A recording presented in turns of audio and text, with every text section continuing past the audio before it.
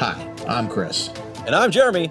And I'm Fergal. And we're from Movie Smash. Comic book movies are having a golden age right now with the MCU. Movies based on comics aren't necessarily a new thing, but they're a big thing. Join us every other Tuesday on Movie Smash. We explore these movies and find some hidden gems. Every other week, we revisit some of the best. And some of the worst movies based on comics or graphic novels. Was Green Lantern as bad as you remember? Heck no! Is Time Cop the most accurate time travel movie ever created? Absolutely. Was Mystery Men way ahead of its time? Should they be revisited? Should they be forgotten? Join us on Movie Smash and find out. Listen wherever you find your fine podcasts.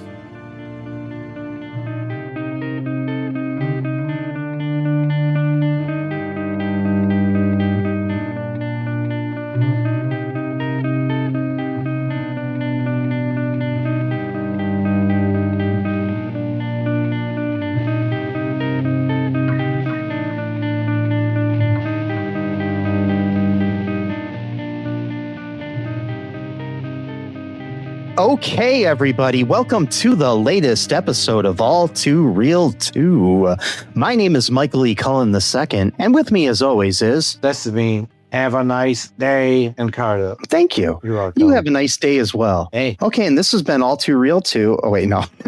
Yeah. We're just going to say have a nice day and then leave. No. Yeah. Today on the show, as part of our All2-October series here, we are covering another horror-like movie. The 1986 film Chopping Mall. It's a R-rated horror film. The short synopsis here on the Internet Movie Database is a group of young shopping mall employees stay behind for a late-night party in one of the stores. When the mall goes on lockdown before they can get out, the robot security system malfunctions and goes on a killing spree. It's a pretty good synopsis. That's probably one of the better ones that IMDb's had lately. Pretty much like literally the implied. Like, yeah. And this film was directed by Jim Wynorski. He is known for Fire Down Below with Kevin Sorbo, or Fire From Below, not Down Below, The Lost Empire. He also, most recent thing he directed last year was Dino Gator. He also directed a movie last year called Murderbot, which is kind of interesting because it's pretty much a movie. Yeah, this is about a female robot that goes on a killing spree. He directed a movie called Nudie Cuties Gone Wild. Yay. Sexy Nurses, Attack of the 50-Foot Cam Girl. These are just the more recent ones. Back in the 80s, he directed, let's see here, Munchie Strikes Back. No. And Munchie, he directed Munchie as well. I did not know that until right now. Oh, God. I bet you if you look back on those episodes, you probably mentioned Chopping Mall, like all the other things that he. Yeah, I'm sure I did. Yep. Yeah, he's directed, other things like Busty Cops 2. My God. Are these like all like softcore pornography films? Some of them are, but he also directed, Munchie and Munchie 2 are kind of like kids sort of movies. Yeah, they're not, Yeah. He also directed Little Miss Millions with a really young Jennifer Love Hewitt and Howard Hessman, which looks like a kids movie. So yeah. He also directed Return to the Swamp Thing. But yeah, well, wasn't one of the movies we reviewed had a young Jennifer Love Hewitt in it? I don't think it was one of those, was it? I think it was Munchie. It was Munchie. Yeah. So like apparently he started her career. Yeah, basically. My gosh, this is. I'm doing my normal. When I'm bored, I watch Criminal Minds, and I'm doing in my binge right now is the season that she was on. So. Oh. Okay. So yeah, it's interesting. But anyways, so he directed this movie. He also co-wrote it with Steve Mitchell, who wrote. Looks like he wrote Chopping Mall. He wrote an episode of Transformers 80s TV series, Gem, G.I. Joe, and he wrote like Viper, the TV series, Against the Law movie, Gilla. Yeah. Yeah. Okay. Those type of things. Yeah. And this movie stars Kelli Maroney as Allison Parks, Toni O'Dell as Ferdy Mizell. Speaking of Howard Hessman, Toni O'Dell was one of the stars of Head of the Class, starring Howard Hessman. So interesting. It took me like until halfway through the movie to realize where I recognized him from. Because I used to be a really big fan of Head of the Class. You know, it's kind of hard to watch now with the Dan Schneider of it all, but Right. yeah. Yeah, I'll still watch it. Plus, I mean, the later seasons, Rain Pryor, who's a friend of mine on Facebook, she was in it, so that's cool.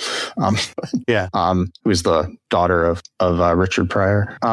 So Russell Todd played Rick Stanton. Carrie Emerson played Linda Stanton. Barbara Crampton played Susie Lynn. Nick Segal played Greg Williams. John Terlesky played Mike Brennan. Suzee Slater played Leslie Todd. We had Paul Bartel as Paul Bland and Mary Woronov as Mary Bland. We have a cameo appearance from horror legend Dick Miller as Walter Paisley, the janitor. And then there's other people in the movie too. So initial thoughts on this movie after watching it. Had you seen it before this or not? No, I have not seen it before.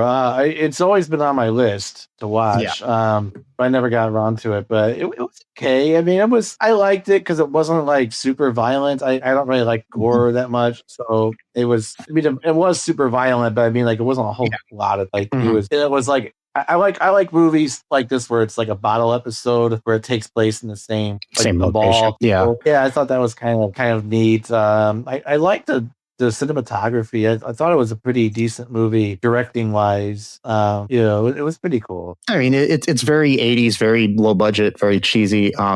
This movie was released by Condor Pictures, which was owned by Roger Corman, who people will know as being like the low budget king of Hollywood. So who basically Roger Corman, a lot of major directors in Hollywood owe started their career to him, like Ron Howard and James Cameron and Joe Dante and a bunch of other people all worked under him for years for basically no pay, but then they learned how to make movies under him. So, you know, basically without him, we wouldn't have like Terminator or Avatar or Titanic or Gremlins and different things, different movies that different people made. So, yeah. Or, Ron Howard's oeuvre of films, So, and that's kind of like one of the things. It's like they kind of just wanted to make a horror movie in a mall. I mean, it's pretty much. Yeah. So, so what goes down in this movie to begin with?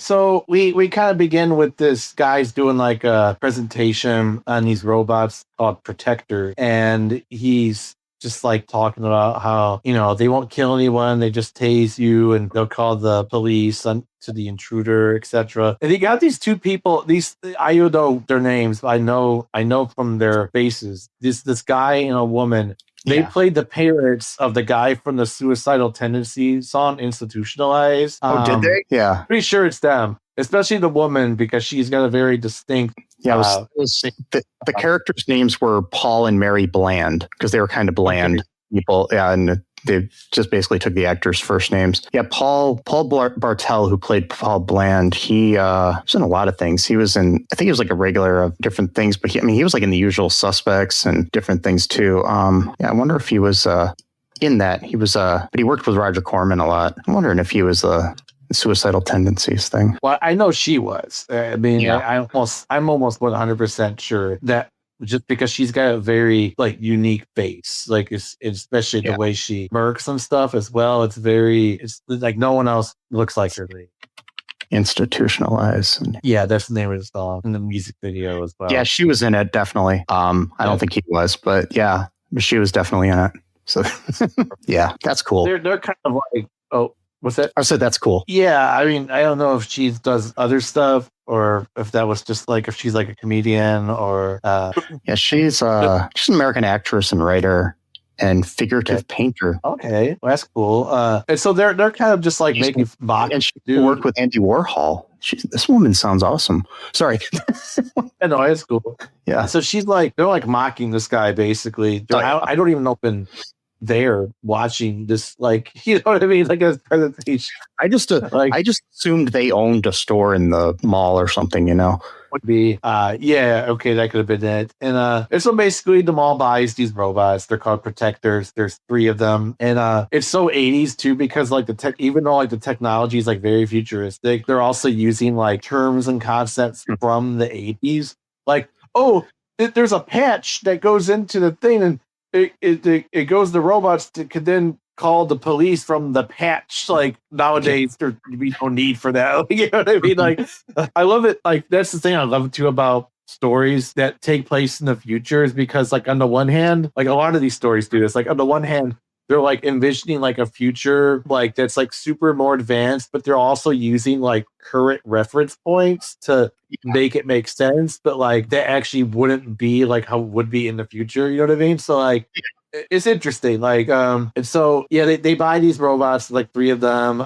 The thing I don't understand about this movie is, which the movie would not exist if this didn't happen, is why like does none of the people who work at this mall own a house or an apartment? Why do they have to have a party inside of a store in the mall? Like there's like 7 people or 8 people already. Like see the younger people in it, I can kind of understand, but one of those group of people are a married couple that own their own store. Own a business, yeah, exactly. And so it's like why are you guys like, having it in like the furniture store? Like, what the fuck? I mean, if you want to have a party, why didn't you just invite everybody over to your house or your apartment? It doesn't make me. It had to happen for the movie to happen. That's the only reason why it happened. Because what other way to make the movie happen without everyone being there? And so the whole thing is like they're trying to.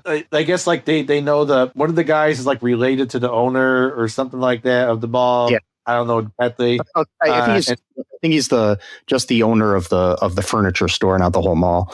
But yeah. Oh right. Yeah. And rich dude who maybe he's the owner of the mall, who's like there's this woman named Susan or Suzee who's like, he's like the daughter of like some, I don't know if he's like the owner of the mall or just the owner of the store. I don't really know exactly, but her and her like meathead boyfriend who's constantly chewing gum the whole fucking movie. Oh my God. Like I hate the sound of chewing to begin with. So like when people chew gum, that drives me up the wall. But like if someone's doing it all fucking night long, it's just like, come on, dude. And like he even starts doing it and it's really nasty. Like I'm like, oh my God, I want to fucking burn. Actually, I don't think that's Suzee that is his girlfriend. I think it's Leslie. All right, Leslie. Leslie, yeah.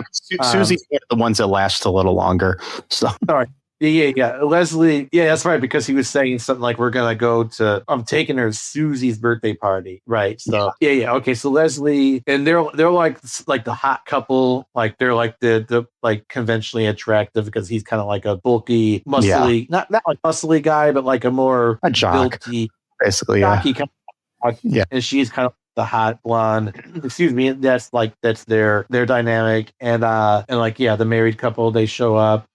There's like 2 nerdy. Well, like the one guy's a nerd. They're trying to set him up with this other girl, and she works at the pizza restaurant in the mall. And then and then there's another couple too that are that's right. And they all, oh my God, so they all have this dumb party, which doesn't even really look like it's that good of a party, to be honest. And it's just an excuse for people to get drunk and have sex. I think that's pretty much what 80s movies did. I know, but the way they were like acting like this was going to be like a rager, and like it's not really a rager at all. Like, how could it be? It's like a store, furniture store. There's not much room. It was like a very small store. It didn't look like there's much stuff in there. And I wasn't popular in high school. I don't know. Maybe people always had like parties in the mall, and I didn't know about it. Yeah, maybe. I just wasn't invited. I think I was invited to one party, but then I didn't go because I was nervous. So who knows? I maybe would have been popular if I had said yes, but oh well, no, but it was not a rager. They brought some beers, probably pretty much it. And our first death inside the mall is one of the guys who works security, or maybe he controls the robots. I'm not sure, something like that. He's like watching the security cameras, and also I think he's in like basically charge of watching the robots. So, okay, my one thing about this whole robot thing, wouldn't it just be cheaper to hire people? Yeah, I would say so, because especially if you have have a dude watching them anyways. It would be cheaper just to hire a couple more people to like just patrol the mall. I mean, I've seen Paul Blart Mall Cop. You don't really need that much. You don't, so like, yeah, my thing too is, so like these robots somehow inexplicably have lasers for some reason in their eyes that they never talked about during the presentation. They said that the only things they could do was like, stun people and tranquilize them, I guess, which I still think is kind of a little much. It is.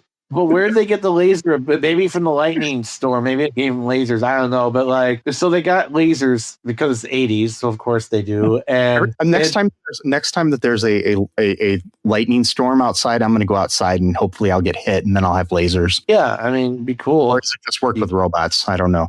I don't know. It's like because like, it's called shopping mall because like shopping mall, it's supposed to be like a play on words. So I'm sitting there thinking this is gonna be like a Slayer type movie, like a slasher, and it's really not a lot of that. I mean, like, they got like these choppy claws or whatever, and it'll like cut someone, but it's not really no chopping in the movie. But I think it was just So what I've read on the history of the title, because originally the movie was released as Killbots. Okay. By its distributor. After it performed poorly with test audiences, because basically what was happening at the time, like things like Transformers and stuff were like popular and people thought it was a kids movie. Oh no. It's called Killbots. No, wait a minute, it's called Killbots. Yeah. So I think they were confusing it like with like GoBots and stuff like that. So even so, it still says kill. Right. Okay. I remember my favorite Saturday morning cartoons all had like murder in their title. Like, I mean, what the fuck? But they thought it was a kid's show, Yes. I remember Strawberry Kill Cake, that was my favorite. Yeah, man. I mean, yeah. Oh my God. The Kill Bears instead of the Care Bears. It was good times back then in the 80s. I don't know, man. So I guess, and basically it ran 19 minutes longer, and they cut 19 minutes out of the movie and then re-released it and retitled it. From what I've read, like they were trying to come up with a better title, and the janitor at Concord Pictures suggested Choppy Mall. I mean, it's a good pun. It makes sense. Title. It's just.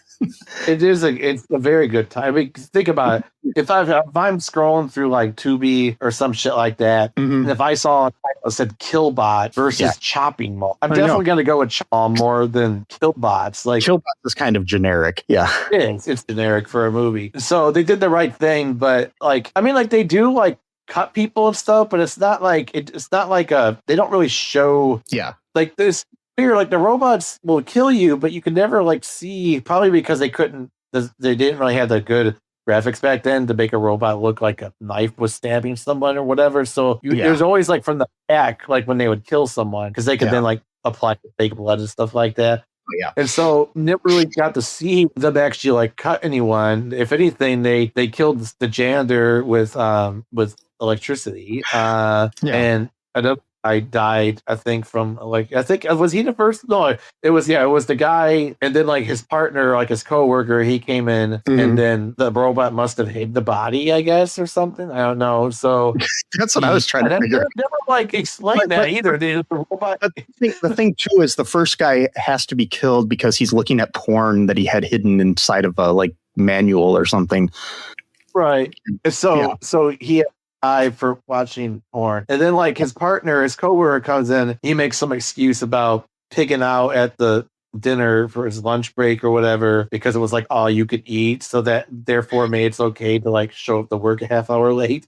Oh, okay. That's a weird excuse, but all right. And so then he gets killed, obviously, because he's not doing his job. The robots all look at each other too. They like, the first guy is being like, falling for like lust when it comes to like the pornography or something like that. And then the second guy is gluttonous with his like all you can eat thing. So, we're following the basic rules of why people should die in horror films. So yeah, we are going like the 7. And you got the other people who are slothful. Actually, not really. There really is no slothful in this. I mean, you've got basically the the whole thing with in the 80s, if you have sex in a movie, you're going to die. So it's like, okay, yeah. So the robots kill these two guys. The janitors, the third guy, I think they go after, and pretty much everyone in this mall is going to die. I mean, just spoiler alert, almost everyone. So the party, which is that's another weird thing. So the robots, they literally pass by the party. The lights are turned on. There's like 8 people in there. They're all dancing. The music's loud. The robot just zooms by, doesn't even notice this for some reason. But then later on, the robots are like scouring the entire mall, like listening for like the faintest of sound whatsoever to pick them off one by one. But then when they're right across the fucking store and there's music blasting, I think at one point the robot even looked through the window, so it even saw with its eyes, and then didn't think it was a big deal. And I'm wondering if that's because the place wasn't completely locked down yet. I don't know if that has anything to do with it. That maybe they get more vicious once it's locked down. Because that's the other thing too. The most no fire department would allow you to lock down your mall completely like that. Oh, they wouldn't. That's I know. That's such a ridiculous. I used to work 24 hours at a 24-hour. Not a 24-hour, but I used to work a third shift, I should say, at a Walmart that closed and that wasn't 24 hours. And for a while there, we locked the door so nobody could come in and get us. But then a law got passed in Ohio that we couldn't do that, so we actually had to have the doors unlocked while we were working in there late at night. Which could go one of two ways. It could be like if there was a fire in the place, it made it easier for us to get out. But also, also we did have a few instances where some people would just like pry open the doors and come in the middle of the night, which were kind of scary. So So that's where I don't know. The whole locking up the mall thing is just so dangerous. But so we've got this situation here. Yeah, they're having this party or whatever, and everybody's like having sex and everything. And then, we have a little scene here where at one point where the one guy just randomly tells the girl, "You smell like pepperoni," and then the best line in the whole movie is like, "I like pepperoni." I know, it's like, okay, thank you for that. Yeah. But anyways, so Mike, Leslie wants some cigarettes after they're done having sex, and so she sends Mike to go purchase cigarettes from a vending machine, because back then you could buy cigarettes out of a vending machine. It was so fucking weird, man. That's such a strange era of American history. The 80s literally, you could just buy technically they were supposed to have like a guy or someone like monitor, like, so a kid couldn't buy them, but like, come on, like, they're not going to sit there the whole time. Like, you know what I mean? So like, growing up in the 80s, I never saw anybody monitoring a cigarette machine. I only did a little bit at like the Imperial Lanes bowling alley, but like the guy like eventually would leave for a little bit, and that's when someone would go and hurry up buy some cigarettes for the. I mean, I literally remember seeing cigarette machines outside of like carryouts. Sometimes nobody watching them. They were like right next to the ice machine or something outside, and it'd just be like, what the fuck? Yeah. It's the whole thing, but yeah, she wanted Virgin Slims, or Virginia Slims is what she called it. So then this one of the protectors sees him and attacks him, even though he's trying to show his badge or whatever. They don't even give him a chance to show his badge that he belongs there. Actually, it's like, wait, well, that was the whole thing. Like, you show your badge, don't worry, they're not going to hurt you. And now they're going to hurt you because you showed your badge. And so it attacks him and it slashes his throat. So that's like the closest we come to like chopping, I guess. We don't actually see it. That's the thing. We don't actually see him actually do it. The robot actually do it. So yeah. And I really enjoyed the kind of bad makeup that they had of his slit throat too. I mean, not like it was good in a bad way. It was just like of that era. Like that was how like I've done stuff like that with like makeup too, to make it look like somebody's throat is slit. So before, when I've worked on things, so it kind of made me feel a little warm in my soul. Yep. Leslie goes out looking for him, and then the best death in the whole movie. She's like, "Is that the?" Yeah. She's like running. Is she the one? Yeah, she's the one that she's running, and and like everybody hears her screaming and stuff after she found Mike's dead body. And which if you notice too, when Mike's like laying up against the wall dead, at one point his foot moves. So I'm just saying he wasn't dead. But she anyways, she goes in there, and then the robot has lasers, and it hits her with a laser right in the head, and she just like blows up like a watermelon. It's just like, and it's just like, where do the lasers come from? And why does it have such great aim? And later on, I think it's funny too that they have different colored lasers for each protector. Yeah, it's like they're like customizing each robot. The others watch her head blow up. I would just be like, that'd be so the like robots coming and chasing them, and they lock themselves in the stock room of the place, which sounds really smart. How big is this mall? I'm thinking too, right? Well, it's at least 3 stories. Okay, my point though is these robots are not really that fast. And you're telling me you can't run far enough away from them to eventually just find a way out, like completely across the mall or something like that? I mean, like, there's only 3 of these things too. It's like, it's what I'm saying. There's only 3 of them. They're not very fast. I mean, like, you could like do a diversion, throw something in the opposite direction, like really, really far away, or shoot something really far away, have them go there, and then boom, book it. Before you know it, you're like off in like the garage area. Boom, there you go. You're done. But not really, because they shut down the elevator. So yeah, maybe that would. Yeah, I mean, this was shot inside the Sherman Oaks Galleria, which I'm sure the square footage of that place is pretty big. So. It looked like it looked like a huge mall. Yeah. So what else happens? So, sorry. No, I was gonna say they wanted to shoot it at a different mall, and they wouldn't let them. And then, so they were able to shoot at this mall. So they were allowed to shoot as long as they didn't damage any facilities and had removed any traces of their presence before the mall opened at 9 a.m. So they shot it like over several nights. Right. But the head of security of the mall didn't like the filmmakers and was constantly accusing them of causing disrepair. But the mall's owner was very supportive of this. They originally wanted to film at a different mall, and they wouldn't let them. They would let them, but it was going to cost them a hell of a lot more money, so they didn't. But like the Sherman Oaks Galleria is the same mall used in like Commando, and there's some other movies too. Like it's in a lot of different movies of the era. So, it was also the same mall from Fast Times at Ridgemont High, which the girl that plays what's her name? The girl that plays Allison, she was actually in Fast Times. So she shot 2 movies in the same mall. So it's kind of funny. Yeah. So, but yeah, so then we got this whole thing where the women try to escape through an air vent, like John McClane style, before John McClane, I think. But but Suzee starts having like a panic attack in there, and I guess there's like the air vents start getting really hot because I guess the robots can control everything. Which that's not at all what they're able to do. But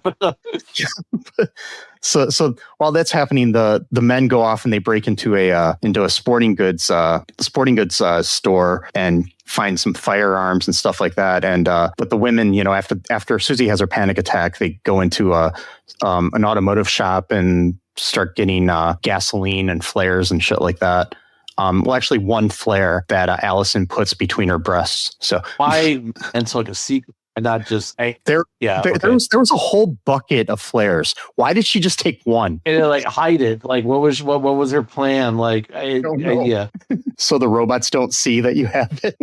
I guess, but yeah, whatever. They end up they've got all the men all got all this firearms stuff, and then the group ends up using like this propane tank to seemingly destroy the robot because they like hit it with a gun and it blows up, sort of your like ending of Jaws sort of thing almost. So then they set up the elevator as a booby trap, same way with another propane tank, and then Allison hits it with a gun, and she's got a good shot because her dad was in the military or some bullshit. Because as we know, the skills of your parents parents or any relative automatically just become your skills too. Well, yeah, because I have an uncle that was a teacher at MIT, and he was a really smart guy, and I'm smart because of that. Oh, wait. Did he by chance happen to teach Ted Kaczynski? Yeah, I think so.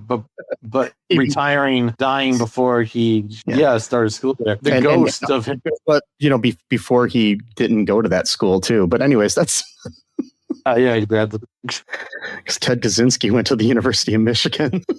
yeah. It's a really interesting. I'm pretty sure he's very smart that way. Yeah. So they rig the elevator, like I said. So they hide inside the restaurant where Allison works. Suzee had died too. I forgot about that. Which one's Suzee's the one who had the panic attack. It's about they just like don't even help her. They just like allow her to die.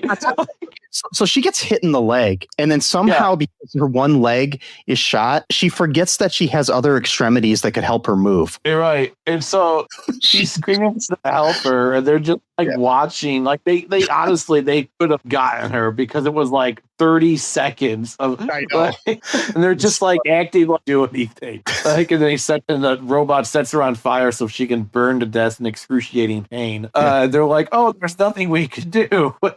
Once she's on fire, she remembers how to move again. So I'm just saying. Your adrenaline turns on, and it's like.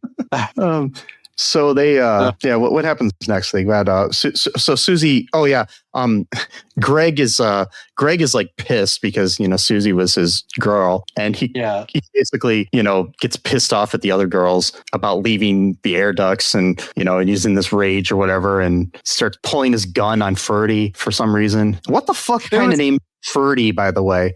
I don't know, but also too, Suzee's the one who she left the air and they just wanted to follow her afterwards. So it wasn't like she's the one who got out. I'm also not going to talk about the fact that I'm going back to when they got into the air ducts. Somehow when they were in the air ducts, they were in a different order than the order that they went into them. Oh yeah.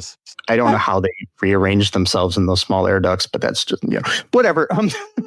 They're like very like agile. They could do that. That's not the right word. But yeah. So Suzee gets basically set on fire for some reason. Don't know how that even happened. But and then what was the guy's name? The guy is all pissed off now. Greg. Yeah, Greg. What happens now with Greg? Greg gets all pissed off and he pulls a gun on Ferdy at one point, and then so basically he's pulling his gun on Ferdy, and then he because Ferdy was interceding on Allison and Linda's behalf, basically saying, dude, don't be so pissed at them. And then Rick tries to calm everybody down, and basically Ferdy comes up with this idea that they need to get up to like the third floor in hopes of shutting down the robots because there's like control center up there. And while this is happening, then Greg gets thrown over a railing as they're going up there. Like he's like coast is clear, and then all of a sudden a robot's right behind you. I knew it as soon as he says the coast is clear. I'm like, oh boy. Yep. And the robot somehow throws him over the railing and he falls to his death. Yeah, that's the other thing. These robots have super strength as well for some reason. I don't know why that was part of the selling point. You could pick up a human being and throw them off of a balcony. This movie's so absurd. So the four, and it's really funny how everybody dies. Like, okay, like of these four, like so far we had like Mike die, then his girlfriend dies, then we have Suzee die, and then her boyfriend dies. It's like in order. And then you have the business owners; they die. Yeah, they die next. Yeah, in order too. In order, it's just weird. Before they're left or on the run, and then they find a way to. They realize that that one of the robots that they thought they destroyed earlier was actually not defeated. So they go in this department store, and then they set up mannequins and mirrors behind them to confuse the robots. And the robots are like, somehow these lasers bounce off of mirrors. Yeah, what was that all about? So the lasers can blow up a girl's head, but they can't go through mirrors. Yeah, I don't know. I don't understand. Yeah, the physics of that, but doesn't make any sense. And so anyways. As this is happening, their plan works, and with the dummies and them, and then one of the protectors basically blinds itself from the lasers being shot at it. But then Linda's just like kind of standing there and not running with the other people, and she gets killed. And then Rick gets pissed off about it, and he finds a golf cart and he rams it into the thing, and a bolt of electricity kills him, but somehow hurts the robot. This indestructible robot can be hurt by like being bumped by a golf cart. It magically explodes for no reason afterwards. Yeah. Like, I don't know how the explosion happened, but it did somehow. And so they killed the robot. So basically what ends up happening is, you got Allison and Ferdy. Protector 1, corners Allison. Ferdy rescues her and shoots it, damaging the laser just before he falls unconscious. And, he's like got blood and stuff. So we think Ferdy's dead. And threw a freaking oxygen tank at him. These things so much strength because he threw one at them, and then the robot just picked it up and chucked it. Yeah, it's so Allison goes and hides in a pet store, which I will tell you is the name of the pet store was funny. It's Roger's Little Shop of Pets. So Roger Corman wrote and directed the original Little Shop of Horrors. Okay. With Jack Nicholson. Yeah. Not the one that became not the musical one, but the original movie that is in public domain that everybody likes, and not really. But anyways, so I thought that was kind of funny. So she's hiding in the pet store, which is like the weirdest setup pet store I've ever seen in my life, because they literally have these little not aquariums, but like terrariums of snakes and spiders, and they're just precariously like sitting on top of these like those things that like cat like towers that cats like claw onto and stuff that aren't really built to be the pedestals of those things in the middle of the store. And then the robot breaks them, and then she's got like spiders and snakes crawling all over as she's hiding behind a bag of dog food. Yeah. Okay. This was, and like, do they just have like dogs? Like, is that like a normal thing for like mall pet stores to like have them overnight? Like, no one's looking after them. Like, I guess just he's kind of like really bad. And like, it's I think mall like I think buying dogs at a pet store period is just wrong. Because most of the time, I mean, adopting a dog from somewhere, and even if you have to pay for it, is different. Like where it's set up through like a reputable agency, and usually because like a lot of these are run through puppy mills and shit like that, and it's not good at all. It's disgusting the way that they treat the animals. Yeah. But anywho, they don't address that in this movie. That's an obvious allegory for Reagan era capitalism. I think this movie is a anti-capitalist movie.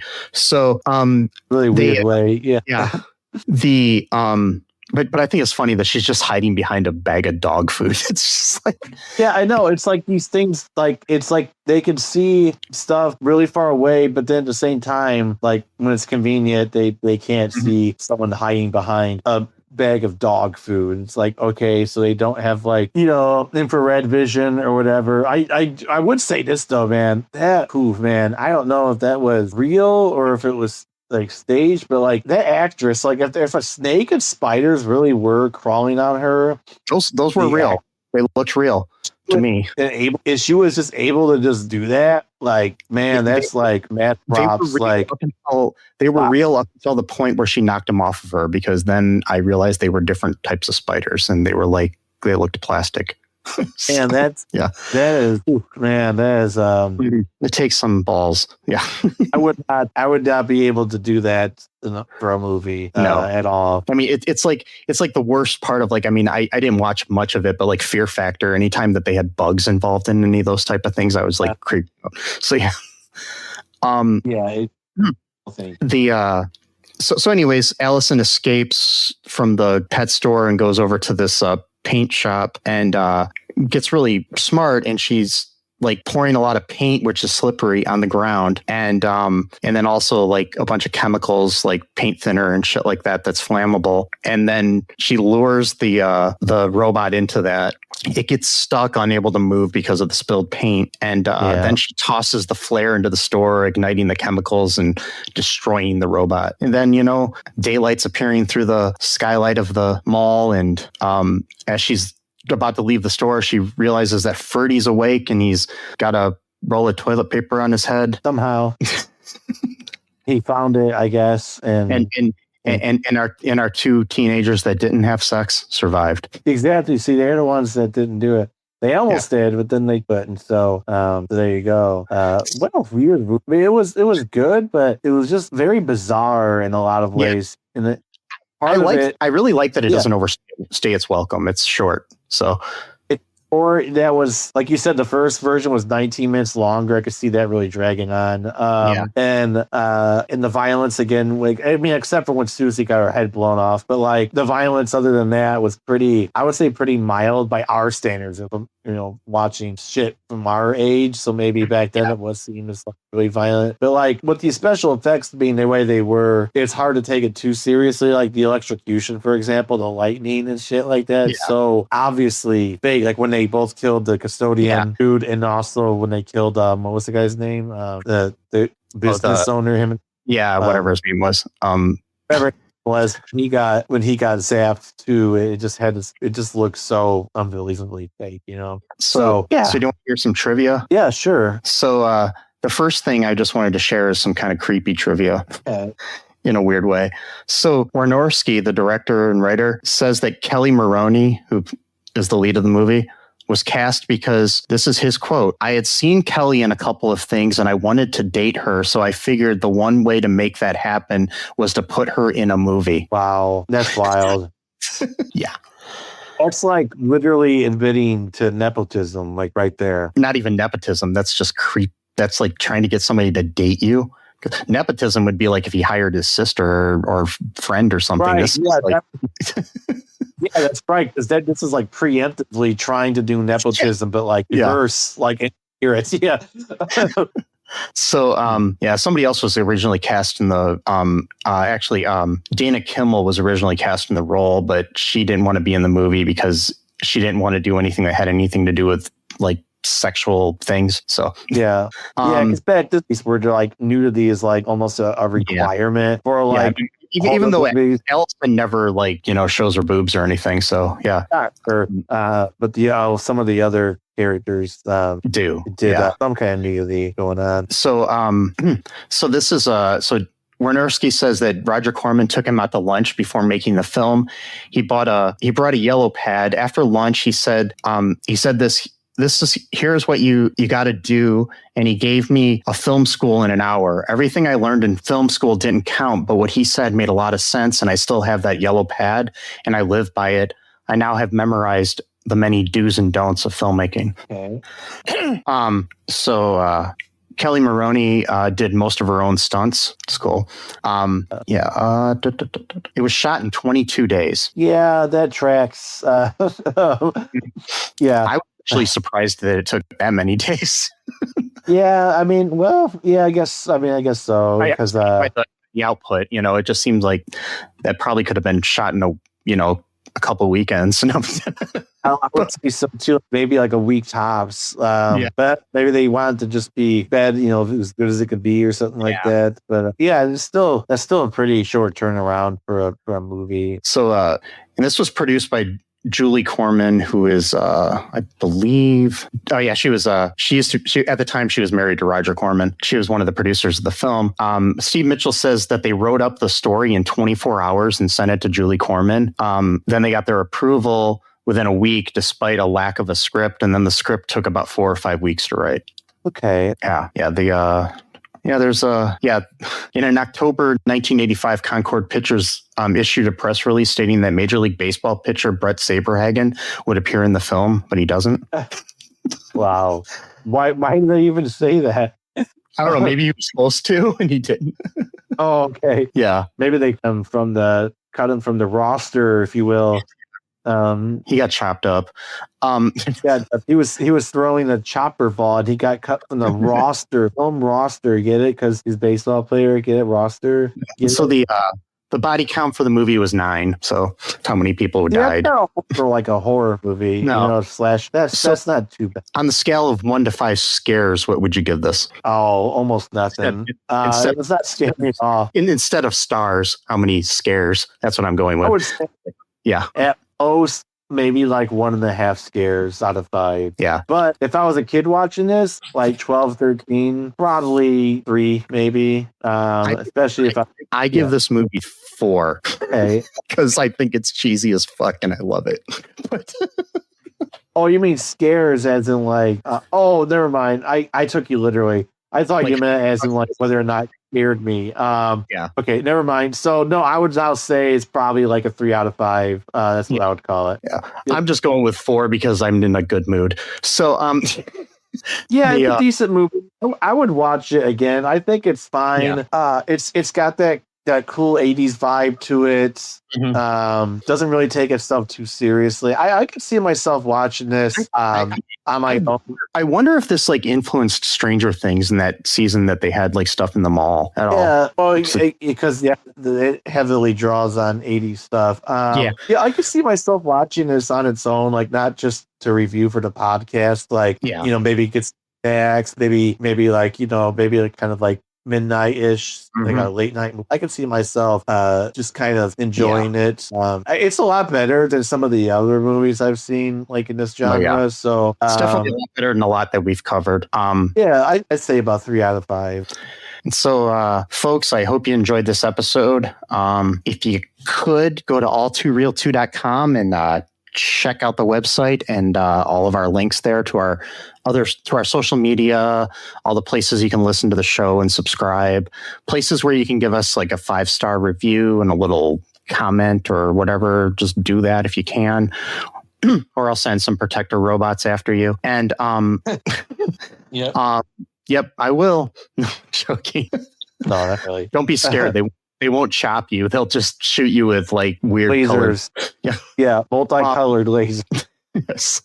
And why do lasers have color? That's the other thing about it. Like, do lasers even have to have a color at all? Like, I don't know. I don't really know much about that. Yeah. I think it's just because, I'm pretty sure how they did that. You actually have to like draw on the film negative and put color on it sometimes is how they used to do that. So yeah. So folks, just check out our TeePublic, check out our Patreon. Those are good ways to support the show. Tell everybody that you can about the show. Get them to listen to an episode if they like it. Cool. If they don't, we're gonna send some killbots after them. Yeah. Just remember that trans lives are human lives. No human is illegal. Be different, be yourself. Fuck the oligarchy, fuck capitalism, as this movie plainly says. That's what I take from it. It's like it's an allegory for the Reagan era, capitalistic society. It's just, just like Dawn of the Dead was for the Carter era capitalism. So yeah. So anywho, folks, like I said, fuck the capitalists, oligarchy, pissant people that run our world, man. Down with the man. Down with the man. And by the way, it does not necessarily mean up with Marxism, Leninism, or anything like that either, because those societies were not too great either. Just down with men in general and human. Yeah. Oh god. Down with the governments, man. Yeah, man. No. Anyways, seriously, folks, like I said, free Palestine. You're just checking off all the woke boxes that are going to get mad about. Yes. Do all the woke stuff. Yeah, man. Woke it up, bro. Woke it up. Every morning. Get up and say I'm woken it. And also, could I give us some advice really quick too? Yeah, go ahead. Thank you. So, because we're an advice channel, one of our listeners said we give advice, so we try to give good advice now. Guy who's obsessed with Pugly from Aames Family for some. All the characters that become obsessed with, that's the one. Anyway, don't beetle nut. Okay, don't do the drug beetle nut or betel nut. It's very bad for you. I watched a video about it. It's basically like 600 million people around the world do this. It's like chewing tobacco, but not really. But they do chew it. They put it's not really a nut. It's actually a fruit technically, but it's hard like a nut. And you put some fucking lime shit. Not like lime as in the fruit, but like lime the chemical. Yeah, Because Let's not help people learn how to do it. no, I'm going to show you exactly how to do it to tell you not to do it. And so they put it in a leaf. They wrap it around a beetle leaf, which it's like does something to kind of like offset the flavor, which is really bad. But bro, this shit apparently like it's like tobacco, but like it gives you like a super buzz of like almost like you're drinking like the best kind of coffee. It sounds really good the way I'm making it sound, but it's very bad for you. You probably never heard of it until I mentioned it. So it's carcinogenic. It can cause cancer. Yeah. Just to be clear, beetle nut does not refer to Paul McCartney's genitals. No, or not Beetlejuice either. Well, I guess it is Beetlejuice, but not really technically from the beetle. Not the beetle animal or the character. And I know when we're talking about nuts and juices, it's also not Lauren Boebert with her date at the Beetlejuice production. But anyway, don't be beetle nut or betel nut. However it's pronounced. Even if 600 billion people in the world do it, which is a lot of people, that's like double the size of the United States of America. So imagine 2 United States of Americas, every single person in those 2 United States are chewing betel nut. Don't do it. According to the president, there's only 40 million people left in America because 300 last year of drugs. Exactly. There's only the reason why is because they chew too much betel nut. See, so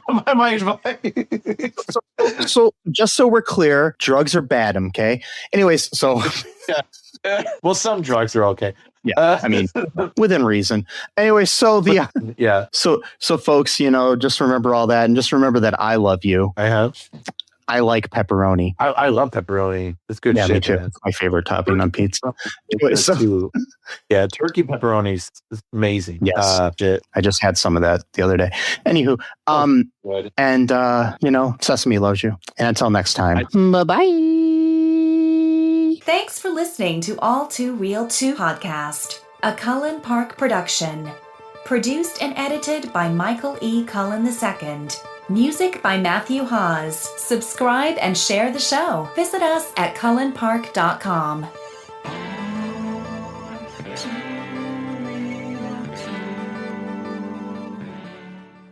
Ark Raiders, a multiplayer extraction adventure video game set in a lethal yet vibrant future Earth. As a raider scavenging the remnants of a derelict world, you settle into an underground settlement. Hoping to thrive, you jump on the chance to start over. But doing so means you must return to the surface, where Ark machines roam, and survivors' motives remain dangerously unclear. But if you're brave enough, who knows what you might find? Play the Server Slam Open Test from October 17th through 19th on PlayStation 5, Xbox Series X and S, and PC.